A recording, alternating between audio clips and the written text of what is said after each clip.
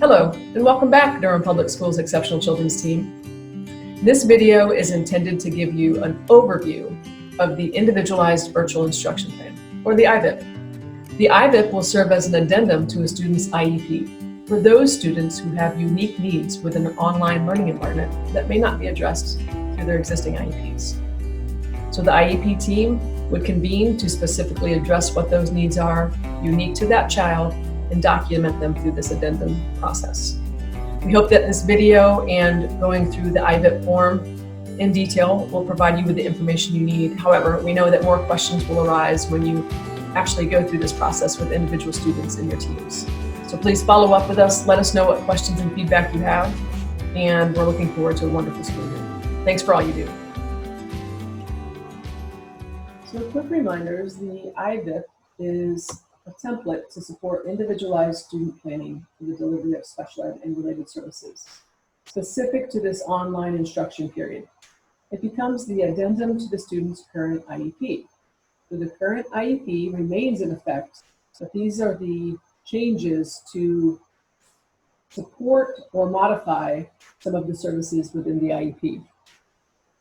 We're going to convene the IEP team and complete the process so that we're addressing the unique needs of the student in this remote learning environment.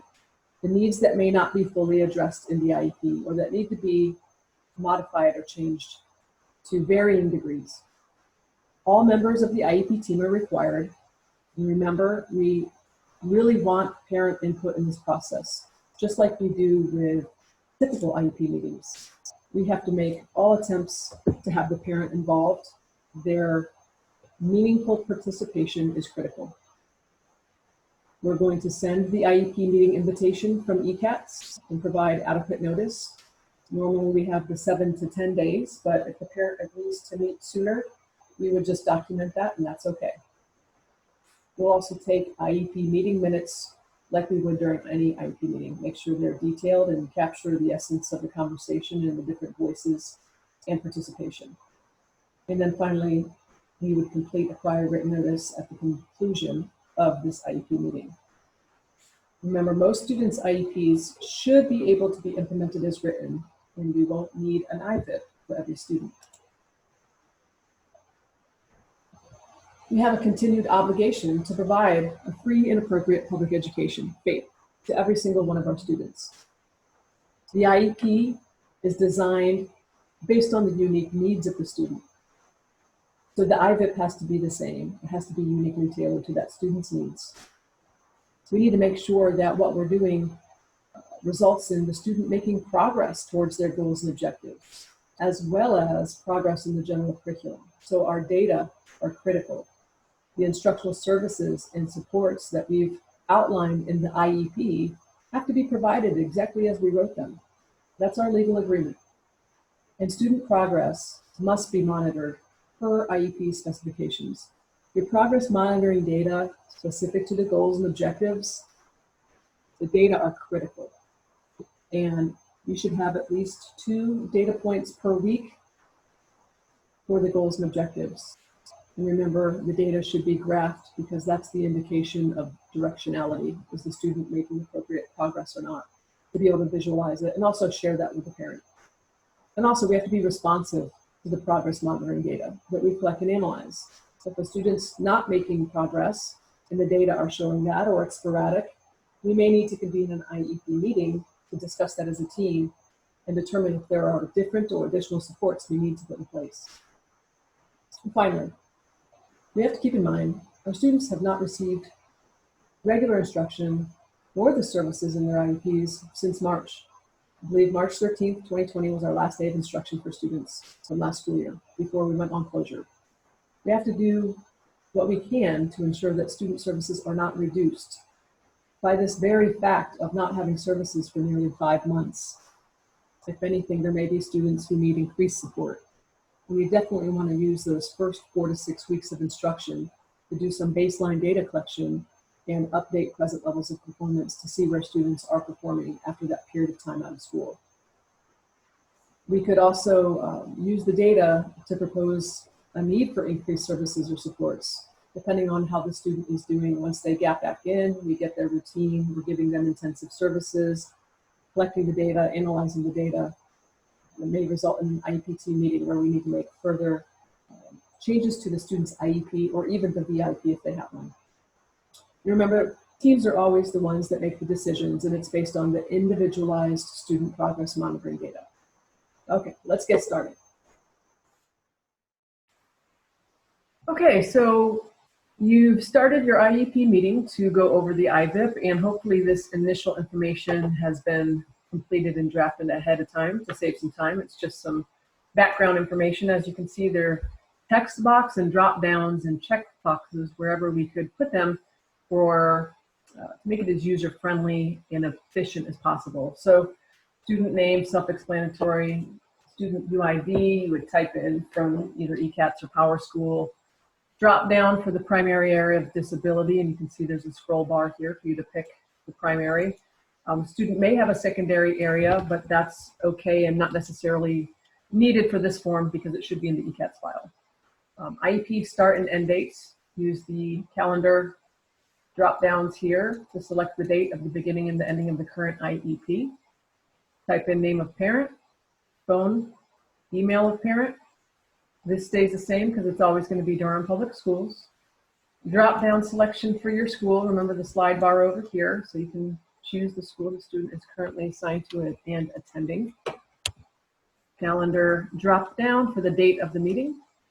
How is this meeting being held? It's typically at this point going to be either video or phone participation by the parents.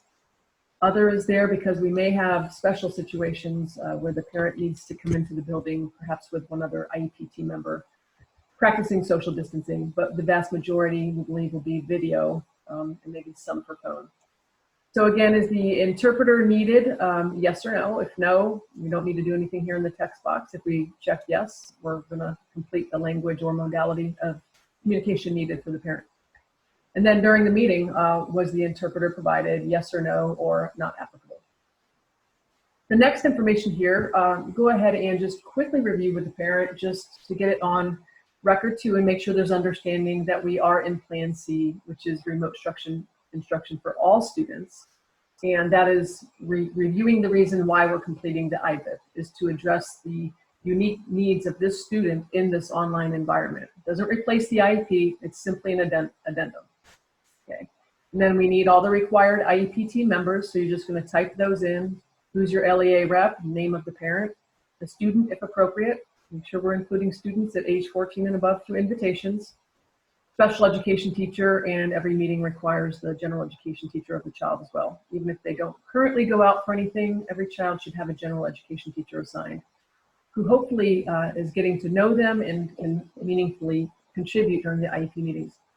And as always, don't forget to invite the child's related service provider if they receive a related service through their IEP. And then we have some boxes for some other folks who may also participate. Of course, that could be a school psychologist, the parent could bring someone, could be someone from central office, someone from assistive technology, variety of options that could go in there. So then we move on to some basic review information. This is just to make sure that we're making sure everything's in compliance, and if it isn't, we're addressing it and we can create a plan for bringing it back into compliance. So the reevaluation, based on the student's file, when is the 3-year reevaluation due? We're going to put that date in there, use this calendar option. Reevaluation, it's either out of compliance or it's not. We know that some will be, so we're going to say if this one is out of compliance, perhaps it expired over the COVID period when we couldn't do any face-to-face testing. And then this is going to be a discussion with the team. What's the plan for completion? So we've got limited space in these text boxes, so you're going to try to be as succinct as possible to talk about how we're going to bring that back into compliance. And schedule it with the parent, and hopefully the parent will be willing to bring the student in for any face-to-face testing that's needed. Remember, someone's also taking minutes, so we expect to have a good detailed record of the conversation and dialogue also through the minutes. So everything doesn't have to be captured here. There should be summary information. Same thing with the IEP annual review. When is it due or was it due? We can go back and forth on the calendar dates, right? And get that directly from the student's IEP. Is the annual review out of compliance, yes or no? Simply yes, if that's the case, we need to get the IEP meeting team together as soon as possible to create the new annual review IEP. We know that much of the data at this point that we have to create new IEPs is old. Students were last in school in March of this calendar year. So there's 5 months or so that have gone by without data collection because we haven't been in school.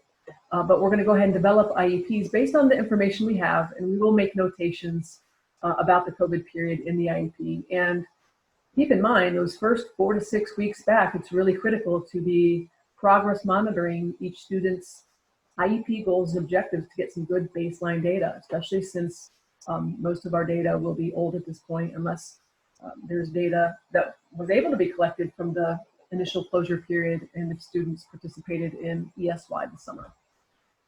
The next section here is about student strengths. And this is where we want to have a dialogue again and type in some summary information. And this is specific to the remote virtual learning. This is good if we have any information from the initial closure period when we were connecting with students virtually if possible. Is there any information from that period of time that we can include here? Did the student have any success accessing remote learning material in that previous period? If not, we're going to use information that we know about the students in the moment and through the file to answer these questions. We may not have good data from before when the first closure period existed. Same thing with the possible barriers and challenges. Based on this specific student and their needs, what are some barriers that may be present that are going to impact the student's successful learning and access and participation? And in all of these sections on this document, the parent input, remember, is very critical. We always want to have the parent involved in this conversation, and it's critical that they have meaningful participation. So let's make sure that we're including them in the conversations and getting their input.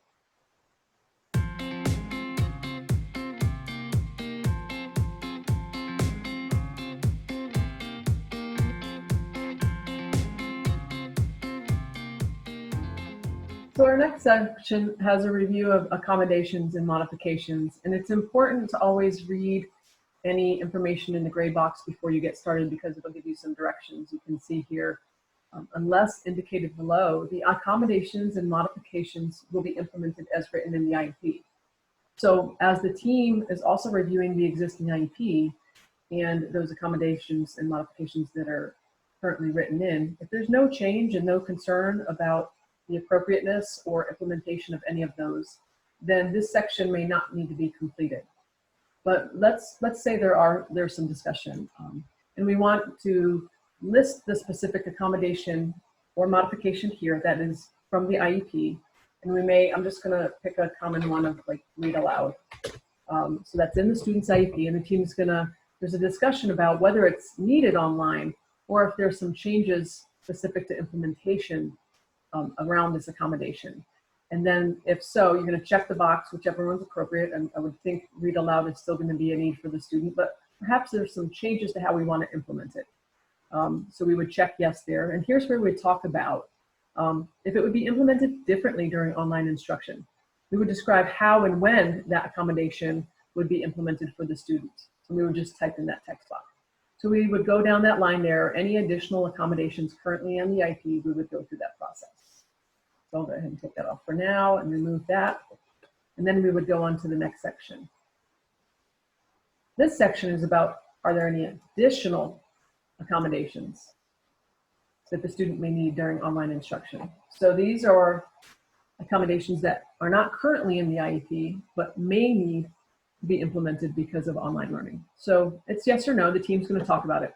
If yes, we complete the chart below. If no, we're moving on to the next section. So if we say yes, we believe there are some additional things the student will need to accommodate online learning. We're going to type in what those are after discussion.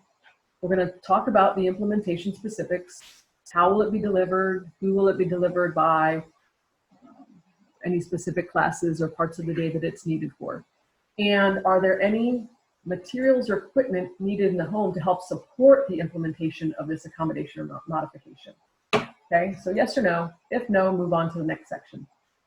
Again, Hearty and robust dialogue with the IEP team, including parent input on all these components. Then we move on to assistive technology.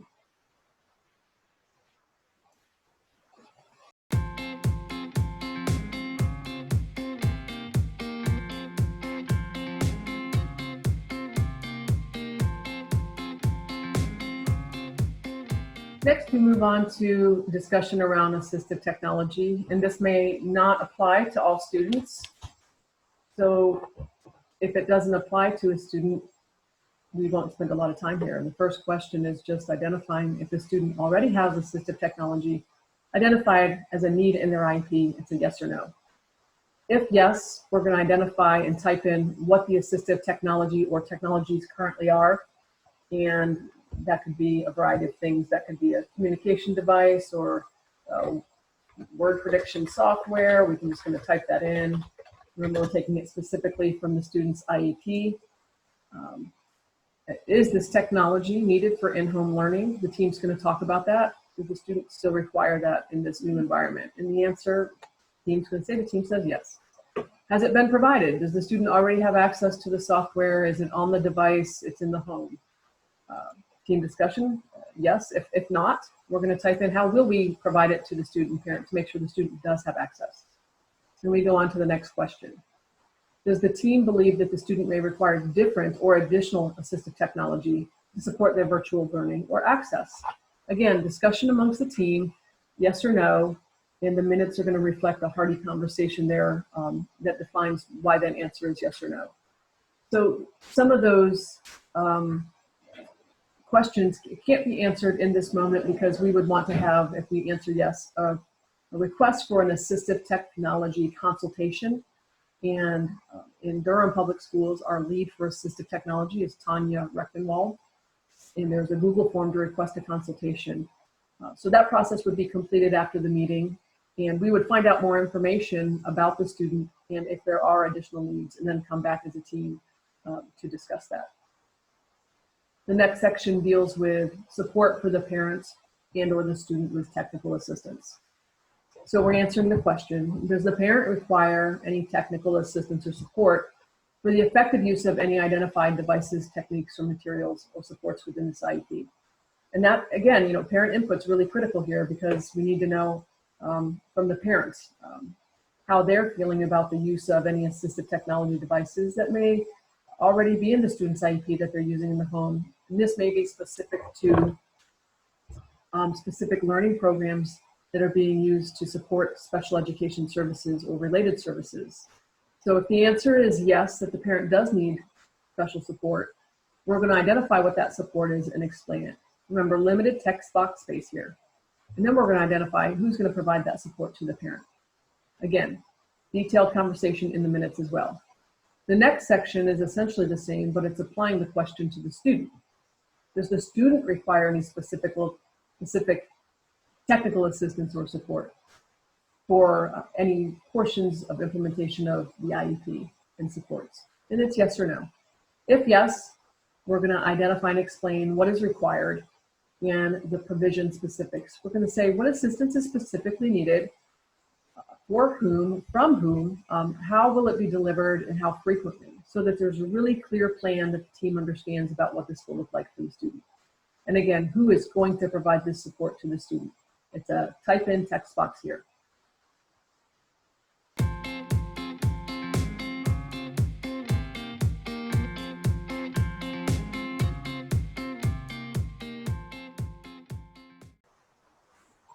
Behavior intervention plan is next. And again, important section right at the top. Make sure you read these out loud for the team, right?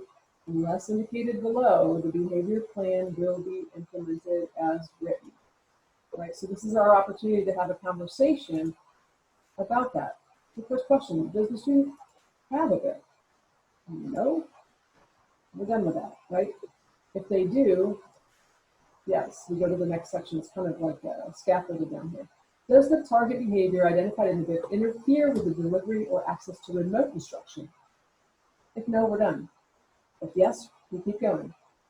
If yes, can the BIP be implemented in the remote setting? If no, we're done. If yes, we keep going, right? And again, this is a conversation. We're not going to blow through this section. We got to get parent input and talk about it. And it really does depend on what that target behavior is in that BIP for that student. So if yes, we have to indicate how the BIP will be implemented during online instruction. What would that look like? And list any additional supports or strategies that may be needed during online instruction. And this is tough because the virtual online classroom, there's similarities, but there's differences than being physically in person. So having a really robust conversation about this and just being really honest. And it may not be the BIP that's being implemented per se, but there's some specific strategies the team feels going to be important. It could be, adding a check-in and check-out online with identifying who that adult is to check into with the student about what their goals are and how the day is going.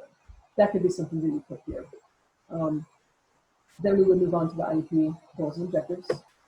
And the first question is, does the student have IEP goals that cannot be addressed in an online instructional environment? We're going to talk about that as a team.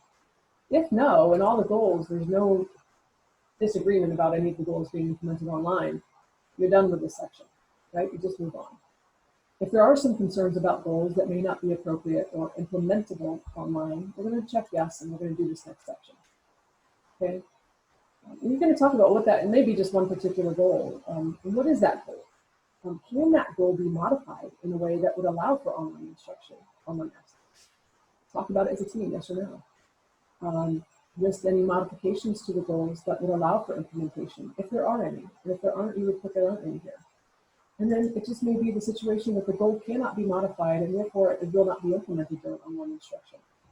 And some of those may be, I'm just thinking of one that we've seen if you've got a goal around students keeping their hands and feet to themselves. If you're in that in-person classroom and that was a challenge for the student, well, clearly that's not really an online goal that you could even implement or monitor. So that might be one that would apply here. I'm sure there are others that as you meet as a team, you'll be able to identify and discuss. Our next section, the same thing with the goals and objectives. Does the student have IEP goals that he or she does not demonstrate a need for in the online environment? Yes or no? And if you say yes, and that could be that one about keeping hands and feet, whatever it's going to be, you'll click yes and you're going to list it and explain why it's not needed during online instruction. Okay? If no, we move on.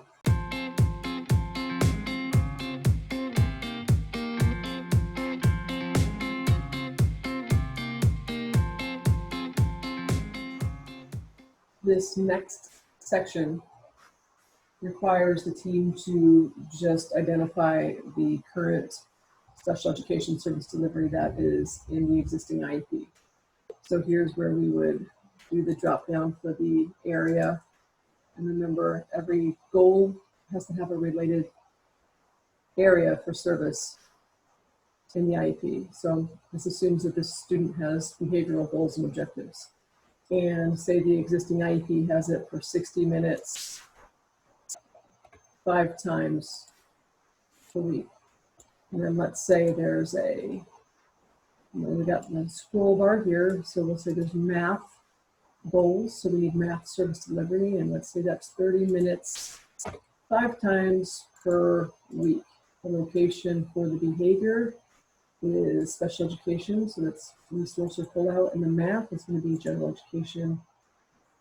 Both staff delivering will be the EC teacher. So this should reflect what's in the student's IEP. At this point, the team is going to discuss if there are any proposed changes to the service delivery. If no, no need to complete the box here. If yes, we're going to have a discussion about which service area related to which goals and objectives and why. And remember, we're just proposing service delivery changes here. So one thing that might come up here is the 60-minute pull-out period for behavior for this particular student may not be appropriate. We may want to talk about reducing that because of the ability to attend differently online may be a challenge for the student. So we would document that there, as well as a detailed discussion in the minutes related to this IEP meeting. And finally here, we would describe any asynchronous supplemental services that are being provided or may be provided to support this specially designed instruction. And remember, asynchronous is maybe written packet materials, reported materials, recorded lessons with just the teacher or service provider that the student can engage in at a different time. It's not live instruction with the teacher or provider. So this is a good opportunity to include what those materials and services may look like, if any.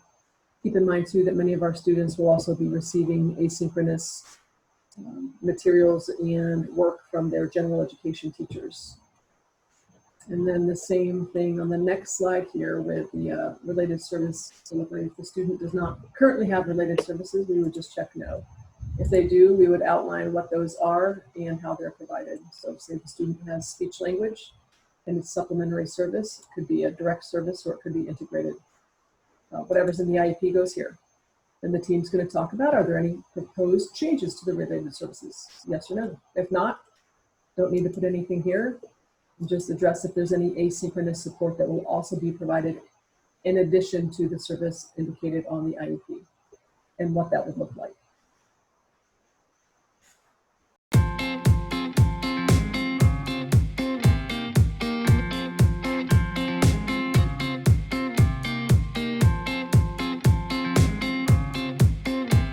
Finally, the last section is specific to those high school students who are on the occupational course of study.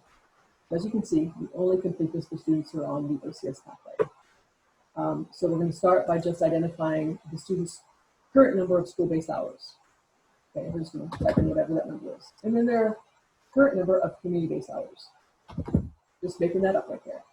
So we want to continue to support plans and students in earning their hours during this online learning period. And the OCS teacher and the job coach is going to work very closely with student and parent to figure out how to do that and modify some tasks that would normally be completed and performed in these settings in the community or school. But since neither of those are permitted at this time, we're going to create activities that the student can perform in the home that could meet the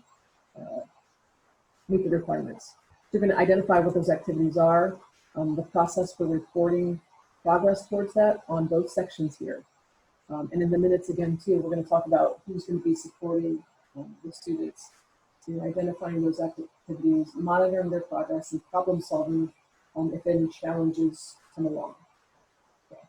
And then again, last section is just kind of a catch-all. If there's anything that we didn't cover that we need to, this is just any additional relevant information that wasn't captured in any of the content of the form above, including any supports for transition back into school buildings after online instruction periods. I know we don't know when that will be, but the team could talk about that at this point if you know there are going to be unique needs for that student transitioning back. This also may be a section that you're going to just type in, there's no additional relevant information at this time, and that's fine too. But just make sure the team's aware of that section if it needs to be addressed.